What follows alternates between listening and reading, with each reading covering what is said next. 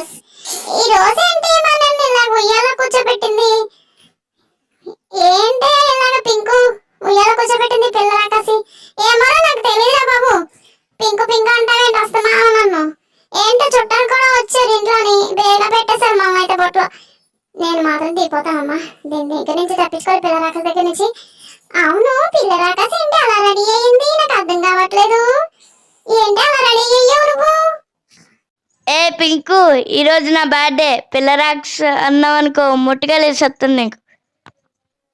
అవునా, ఈ రోజు నీ బర్త్డే నా, అందుకే వీళ్ళందరూ వచ్చారు.